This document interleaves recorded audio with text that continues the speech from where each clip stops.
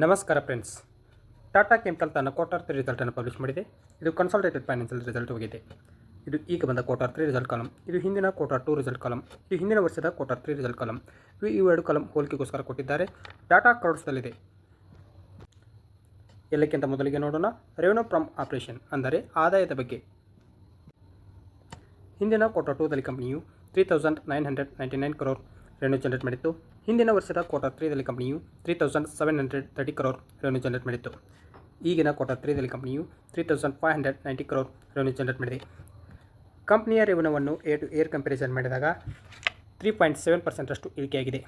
ಅದೇ ಕಂಪನಿಯ ರೆವೆನ್ಯೂವನ್ನು quarter to quarter comparison ಮಾಡಿದಾಗ 10.2% ಇಳಿಕೆಯಾಗಿದೆ. ನೆಕ್ಸ್ಟ್ ಪಾಯಿಂಟ್ ನೋಡೋಣ ಟೋಟಲ್ ಎಕ್ಸ್ಪೆನ್ಸಸ್, ಅಂದರೆ ಖರ್ಚಿನ ಬಗ್ಗೆ.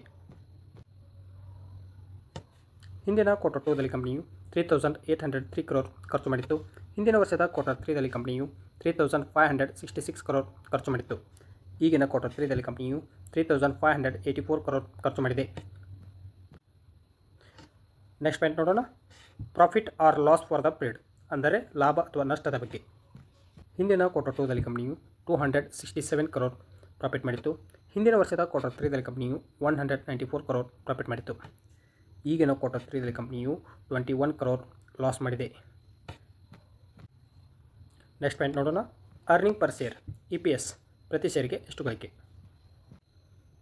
ಹಿಂದಿನ ಕ್ವಾರ್ಟರ್ 2ದಲ್ಲಿ ಕಂಪನಿಯು 7 rupees 61 ಹಿಂದಿನ ವರ್ಷದ ಕ್ವಾರ್ಟರ್ 3ದಲ್ಲಿ ಕಂಪನಿಯು 6 rupees 20 ಈಗಿನ ಕ್ವಾರ್ಟರ್ 3ದಲ್ಲಿ ಕಂಪನಿಯು -2 rupees 8 ಕಂಪನಿಯ ಪ್ರಾಫಿಟ್ ಏರಿಕೆಯಾದಂತೆ EPS ಏರಿಕೆ ಆಗುತ್ತದೆ. ಅದೇ ಕಂಪನಿಯ ಪ್ರಾಫಿಟ್ ಇಳಿಕೆ ಆದರೆ EPS ಕೂಡ ಇಳಿಕೆ ಆಗುತ್ತದೆ.